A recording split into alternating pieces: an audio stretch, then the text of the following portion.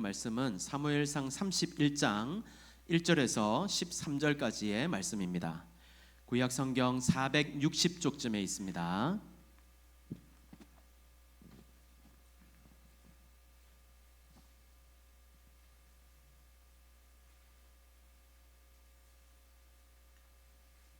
사무엘상 31장 1절에서 13절까지의 말씀입니다. 우리 함께 교독하도록 하겠습니다. 사무엘상 31장 1절에서 13절까지의 말씀입니다. 블레셋 사람들이 이스라엘을 치매 이스라엘 사람들이 블레셋 사람들 앞에서 도망하여 길보아 산에서 엎드려져 죽으니라. 블레셋 사람들이 사울과 그의 아들을 죽이며 사울의 아들 요나단과 아비나답과 말기수아를 죽이니라. 사울이 패전함에 활 쏘는 자가 따라잡으니 사울이 그 활 쏘는 자에게 중상을 입은지라. 그가 무기를 든 자에게 이르되 내 칼을 빼어 그곳으로 나를 찌르라. 할례 받지 않은 자들이 와서 나를 찌르고 모욕할까 두려워하노라 하나 무기를 든 자가 심히 두려워하여 감히 행하지 아니하는지라.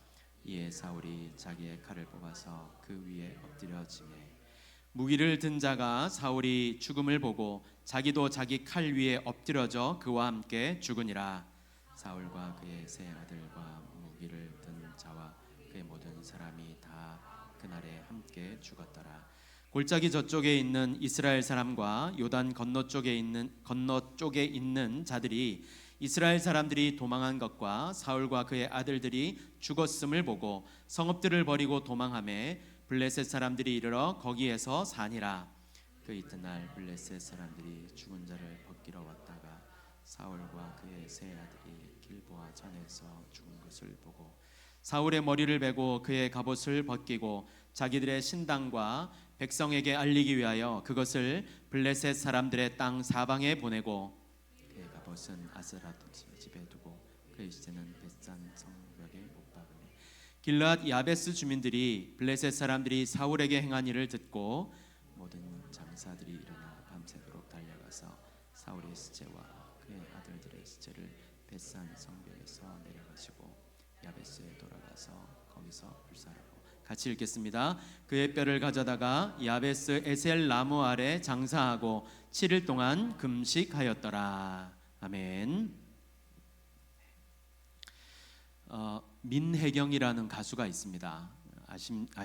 아시는지 모르겠네요. 이분의 노래 중에 내 인생은 나의 것이라는 노래가 있는데요. 예, 아시는군요. 네. 왜 이렇게 반갑지요? 늘 가요를 말씀드리면 한 번도 저한테 호응을 해주신 적이 없어갖고, 네. 그 가사가 내 인생은 나의 것, 내 인생은 나의 것, 그냥 나에게 맡겨주세요. 내 인생은 나의 것, 내 인생은 나의 것, 나는 모든 것 책임질 수 있어요. 놀라운 얘기죠. 그 뒤에 내용은요, 이제 부모님 간섭은 이제 안 받겠다는 겁니다. 나를 사랑하는 건 알겠지만 이제 시대는 달라지고 모든 것이 이렇게 달라지는 때에 부모님의 생각, 부모님 세대의 생각은 구태의연하다는 거죠. 심지어는 부모님 어릴 때도 한번 생각해 보라. 부모님도 아쉽지 않았느냐, 이렇게 아주 당돌하게 이제 가사가 적혀 있습니다. 세상 사람들은요, 말은 인생 마음대로 안 된다 하면서 자기 인생이 자기 것이라고 생각하고 살아갑니다. 그래서 한번 왔다 가는 인생 뭐 한번 즐겨보면서 살자, 뭐 이렇게 누리며 살기를 원하지요. 누가복음 12장에 보면요, 한 부자가 나옵니다. 이 사람이 얼마나 큰 부자인지 곡식 쌓아둘 것이 없을 정도로 그것을 가지고 고민할 정도였습니다. 그래서 그는 자기 인생, 그 사업을 계획하는데요, 지금 있는 곳간을 헐고 더 크게 지어야 되겠다. 그리고 그것에 곡식뿐만 아니라 물건도 쌓아놓고, 그러니까 곡식뿐만 아니라 어마어마하게 물건도 많았던 것이죠. 그래서 이제 좀 편안하게 인생을 즐기며 살아보자, 그렇게 얘기를 합니다. 그런 그에게 참으로 안타깝고 청천벽력과 같은 하나님의 말씀이 전해집니다. 20절에 하나님은 이르시되 어리석은 자여 오늘 밤에 네 영혼을 도로 찾으리니 그러면 내 준비한 것이 누구의 것이 되겠느냐 하셨으니. 여기 보면 하나님은 이르시되, 그러니까 하나님이 이르시되가 아니고 하나님은 이르시되 이렇게 되어 있습니다. 그러니까 하나님의 생각이 이 부자의 생각과 완전히 달랐던 것입니다. 야고보서 4장 13절에서 14절에도 비슷한 말씀이 나오는데요. 들으라, 너희 중에 말하기를 오늘이나 내일이나 우리가 어떤 도시에 가서 거기서 1년을 머물며 장사하여 이익을 보리라 하는 자들아, 내일 일을 너희가 알지 못하는도다. 너희 생명이 무엇이냐? 너희는 잠깐 보이다가 없어지는 안개니라. 또 이사야서 2장 22절을 보면 너희는 인생을 의지하지 말라. 그의 호흡은 코에 있나니 새말 가치가 어디 있느냐. 여러분, 이런 말씀을 통해서 우리가 알 수 있는 것이 무엇입니까? 우리 인생은 스스로 책임질 수 있는 존재가 아니라는 것을 알 수 있습니다. 내 인생을 스스로 책임지기에 우리는 너무너무 보잘것없고 너무너무 무엇인가 할 수 없는 그런 존재라는 것을 말씀하고 있는 것입니다. 그래서 이사야서에서는 인생을 의지하지 말라고 말씀하는 것입니다. 그렇다면 우리는 누구를 의지하며 살아야 되겠습니까? 이렇게 아무것도 할 수 없는 약하디 약한 우리 인생들이 살 수 있는 방법이 무엇입니까? 그것은 하나님의 손에 우리 인생을 의탁하는 것입니다. 더 정확히 말씀드리면 우리가 살 수 있는 방법은 하나님의 인도하심을 받고 사는 것밖에 없습니다. 그 길밖에 없습니다. 그러면 하나님은 누구십니까? 어떤 분이기에 우리가 그분께 우리 삶을 의탁하며 살 수 있는 것입니까? 시편 121편 1절에서 4절을 보면 내가 산을 향하여 눈을 들리라. 나의 도움이 어디서 올까? 나의 도움은 천지를 지으신 여호와에게서로다. 여호와께서 너를 실족하지 아니하게 하시며 너를 지키시는 이가 졸지 아니하시리로다. 이스라엘을 지키시는 이는 졸지도 아니하시고 주무시지도 아니하시리로다. 여기 보면요, 하나님은 첫 번째 도우시는 분이시다. 그리고 두 번째 지키시는 분이다. 이렇게 말씀하고 있습니다. 그리고 그 뒤에 나오는 말씀들을 보면요, 딱 한마디로 요약할 수 있습니다. 언제나입니다. 그러니까 언제나 우리를 도우시고 언제나 우리를 지키신다. 이것을 이제 말씀하고 있는 거죠. 뿐만 아니라 여기에서 그치지 않고요, 우리 하나님은 자기 아들을 우리를 위해 대속의 제물로 내어주셨습니다. 죄로 말미암아 죽을 수밖에 없는 이 죄인들을 위해 자기 아들을 내어주시면서까지 구원하고자 하셨던 것입니다. 그리고 죄인 되었던 우리를 모두 양자 삼아 주시는 말할 수 없는 은혜를 우리에게 부어주셨습니다. 그러니까 우리의 인생의 모든 문제를 다 해결해 주신 것입니다. 이렇게 우리 인생을 위해서라면 무엇이라도 다 하시는 우리 주님께 그렇다면 우리의 인생을 맡겨드리는 것이 당연한 것이 아니겠습니까? 오늘날 사람들이 자신의 행복을 위해 그토록 달려가는 삶을 사는데, 이런 인생들의 행복을 위해 자신을 내어준 사랑이 있다면 우리도 주님께 그 모든 것을, 우리의 모든 것을 맡기고 살아야 되지 않을까요? 그러므로 이렇게 나를 위한 지극한 사랑의 풍성함을 가지신 우리 주님께 우리 모든 것을 다 맡겨드리고 사는, 그래서 주님이 주시는 풍성한 은혜를 누리며 사는 성도가 되시기를 간절히 바랍니다. 아무것도 할 수 없고요, 한 치 앞도 알 수 없는 내 인생을 의지하지 말고 모든 것 다 하시고 오늘도 이 땅을 섭리하시는 전능하신 하나님께 내 삶을 모두 의탁하여서 주님 안에서 평강을 누리며 살게 되시기를 바랍니다. 우리 전부를 하나님 앞에 의탁할 때 능한 손과 편팔로 우리를 오늘도 붙들어 주시며 낮의 해와 밤의 달도 해치지 못하도록 우리를 지키시고 인도하여 주실 줄 믿습니다. 이 믿음으로 주님께 모든 것을 다 맡기는 인생, 의탁하는 삶을 사는 저와 여러분이 다 되어지시기를 간절히 바랍니다. 자, 오늘 본문은요, 이제 사울의 왕가가 완전히 이렇게 몰락하는 모습을 보여주고 있는데요, 블레셋과 이스라엘이 전쟁을 치루었고 결국 이스라엘은 블레셋에 패하게 됩니다. 그 와중에 사울과 그 아들들이 죽게 되는데요, 6절을 보니까 사울과 그의 세 아들과 무기를 든 자와 그의 모든 사람이 다 그날에 함께 죽었더라. 그러니까 사울뿐만 아니라 아들들 그리고 사울을 따르던 그 모든 무리들이 다 그날에 모두 다 죽임을 당했다는 거예요. 참 너무나도 비극적인 죽음을 다루고 있지 않습니까? 여러분, 이 사울이라는 이름은요, 히브리어 동사 샤알에서 온 것으로 구하여진, 간청된 이라는 뜻을 갖고 있습니다. 그런데 어떤 분들은요, 사울의 이름의 뜻이 듣다라는 뜻도 있다고 이렇게 말씀들을 하시는데, 근데 사실 이 원문, 이 원 단어를 보면요, 단어가 완전히 달라요.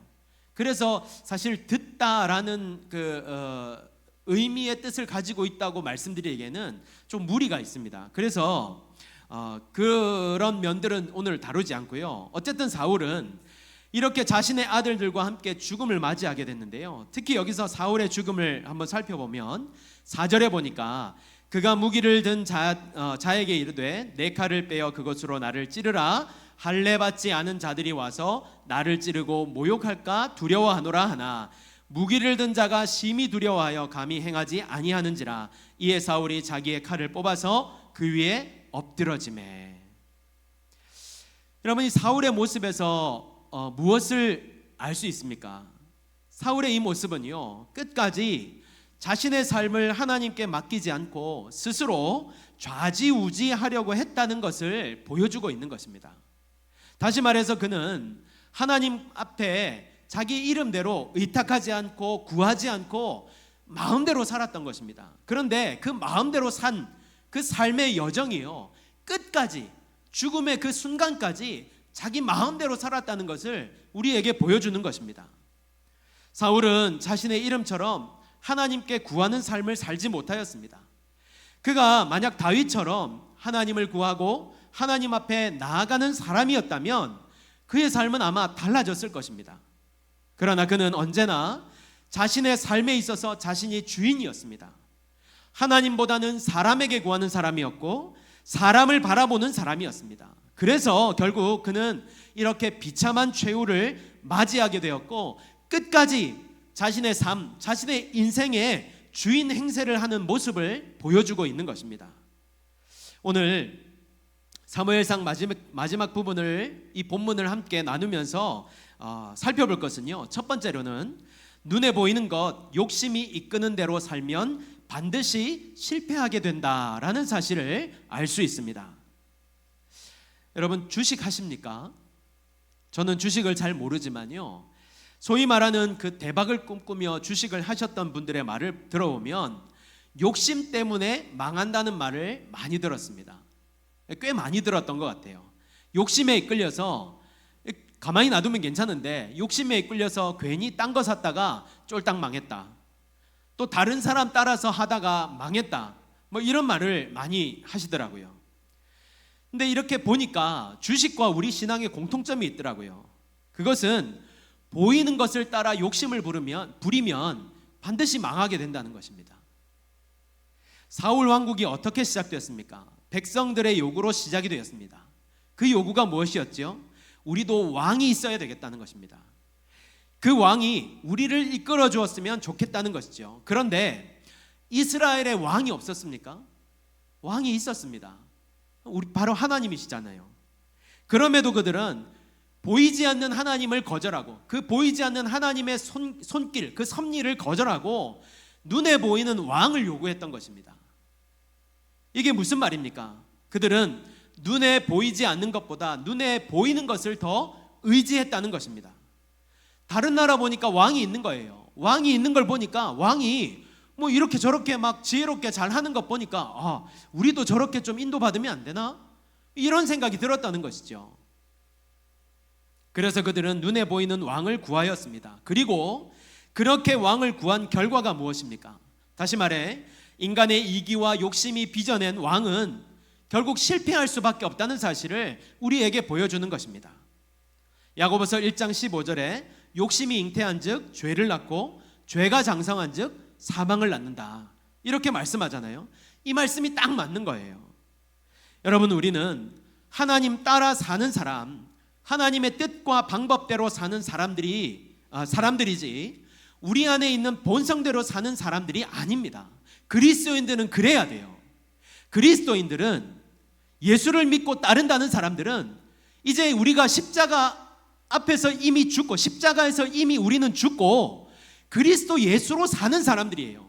그렇다면 우리는 이미 본성대로 사는 사람이 되면 안 되는 거예요. 그런데 만약 우리가 우리 본성대로 살면요, 반드시 망하게 되어 있습니다. 실패하게 되어 있지요. 오늘 이스라엘 백성들이 그것을 우리들에게 마지막으로 보여주고 있는 것입니다. 사무엘상 마지막으로. 그러므로 여러분, 어떠한 경우라도 눈에 그냥 보이는 대로, 욕심이 이끄는 대로 사는 그런 어리석은 자가 되면 안 됩니다. 우리는 그리스도와 함께 십자가에 죽은 사람들이고 이제는 그리스도와 함께 새 삶을 살아야 하는 사람들입니다. 그렇다면 우리는 이제는 우리 본성대로 우리 안에 일어나는 욕심과 눈에 보이는 욕망과 그것을 따라 사는 사람이 아니라 주님의 뜻과 방법을 구하며 사는 사람이 되어야 되는 것이죠. 그런 삶을 살 때 하나님의 인도하심과 섭리하심 아래에서 정말 하나님의 인도하심, 그 손길을 경험하며 날마다 은혜 가운데 살아가는 그런 사람이 되어질 줄 믿습니다. 두 번째는요, 자신이 주인된 인생의 끝은 비참할 수밖에 없다는 사실을 우리에게 가르쳐주고 있습니다. 사울은 인생의 그 정점이라고 할 수 있는 부와 권세를 막 이렇게 누리면서 살았습니다. 그럼에도 그의 마지막은요, 너무나도 초라하고 비참합니다. 아니, 그의 삶 자체가 너무 비참하였습니다. 오늘 마지막 부분을 보시면요, 사울이 이제 죽임을 당하잖아요. 죽임을 당하고 나서 블레셋 사람들이 그의 갑옷을 벗기고 막 이렇게 시신을 훼손합니다. 시신을 훼손하고 난 다음에 길르앗 야베스 사람들이 어떻게 합니까? 막 벳산 성벽에 가가지고 그 시체를 이제 가져오고 와가지고 어떻게 하죠? 장사를 지냈는데 화장을 합니다. 근데 여러분, 이스라엘 사람은요, 화장을 하지 않습니다. 근데 이 말은 뭐냐면 시신이 많이 훼손되었다, 이런 걸 추측할 수 있는 거죠. 그러니까 이렇게 비참한 인생을 살게 될 수밖에 없는 거예요. 이 사실은 아무리 이 땅에서 소위 말하는 성공이라는 삶을 누린다 해도 주님이 없다면, 하나님이 주인된 삶을 살지 않는 인생은 결코 이 땅에서 평안하지도 행복하지도 않으며 그의 마지막은 비참한 삶일 수밖에 없다라는 것을 우리에게 가르쳐 주는 거예요. 무엇보다 그의 비참한 인생의 절정은요, 영원한 지옥입니다. 그의 최후는 영원한 지옥이기에 그의 인생은 비참할 수밖에 없는 것입니다. 하나님 없는 인생들이 다 그렇습니다. 예수 그리스도를 주인으로 모시고 주님께 그 삶을 의탁하지 않는다면 아무리 세상에서 성공하고 화려한 삶을 살아도 그 삶을 좋을 수가 없어요. 여러분, 여러분의 인생은 누가 주인이십니까? 여러분 자신입니까? 아니면 하나님이십니까? 여러분 꼭 기억하십시오. 우리 인생이 주님이 주인이 되셔야 우리가 살 수 있습니다.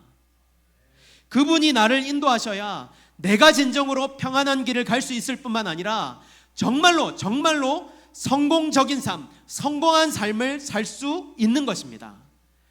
세상적인 성공, 여러분 그것도요, 역시 하나님의 손에 있다는 것을 인정하며 사실 수 있어야 돼요. 그렇지 않습니까, 여러분? 세상적인 성공도 하나님의 손 안에 있어요. 너무 당연한 거 아닙니까? 그래서 여러분, 우리가 그래야 진정으로 주님을 주인으로 모시며 그분의 뜻을 따라 살고, 그래야 우리가 정말로 성공한 인생을 살게 되는 것입니다. 저는 여러분이 꼭 주님을 모시고 성공한 인생 되시기를 예수님의 이름으로 축복합니다. 아멘. 결론의 말씀을 드립니다. 그래서 우리가 어떤 삶을 살아야 되는가? 하나님을 경외하는 삶을 살아야 됩니다. 늘 하나님을 모시고 주님을 늘 이렇게 경외하는 삶을 살아야 돼요. 하나님을 온전히 섬기고 주님의 뜻대로 사는 자가 되어야 합니다. 하나님 존전해서 사는 정말로 코람데오의 삶을 살아야 합니다. 제가 예전에 우스갯소리로 그 말씀을 드렸죠. 고신대에 가보면 큰 바위에 그 한글로 코람데오라고 적혀 있어요. 영어로 적혀 있는지 한글로 적혀 있는지 갑자기 제가 헷갈리기 시작하는데 어쨌든 그렇게 적혀 있어요. 그런데 이 학생들이요, 이렇게 코람데오하지 못하는 이 서로의 삶을, 그리고 학교 당국의 그런 모습을 보면서 이렇게 부산 사투리로 그렇게 해요. 그럼 돼요? 네.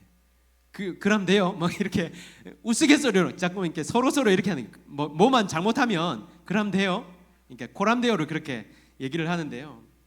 여러분, 우리는요 정말로 하나님 앞에서 코람데오의 삶을 살 수 있어야 됩니다.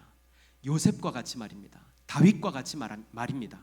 성경의 수많은 인물들이 하나님 앞에서 살아야 한다는 사실을 이미 우리들에게 많이 보여주었어요. 수많은 그 모습들을 우리에게 이미 다 보여주었어요. 오늘 사무엘상 30장 23절을 보면요, 다윗이 이르되 나의 형제들아, 여호와께서 우리를 보호하시고 우리를 치러 온 그 군대를 우리 손에 넘기셨은즉 그가 우리에게 주신 것을 너희가 이같이 못하리라. 다윗은 이제요 이 사건 이후로 하나님께서 보호하시고 인도하신다는 사실을, 그 은혜를 믿고 살아야 한다는 사실을 이제 알게 됩니다. 그래서 다윗은요 이제 주님을 온전히 의지하며 하나님 앞에서 행하는 자가 됩니다. 그러므로 여러분, 우리도 다윗과 같이 어느 때든지 우리가 주님의 손 안에 있다는 사실을 잊지 말고 주님을 주인으로 모시고 우리의 인생을 주님께 온전히 맡기며 주님의 보호 아래 참된 평안과 안식을 누리며 사는 저와 여러분이 되시기를 바랍니다. 우리 주님 안에 거하는 것이 참으로 복된 길이며 성공의 척도임을 기억하며 기쁨과 감사로 주님을 온전히 섬기며 세상이 줄 수 없는 행복한 삶을 사는 주님 안에서 누구도 빼앗을 수 없는, 누구도 빼앗길 수 없는 그 행복한 삶을 사는 저와 여러분 우리 모두가 되시기를 예수님의 이름으로 축복합니다. 아멘. 우리 같이 찬양하겠습니다.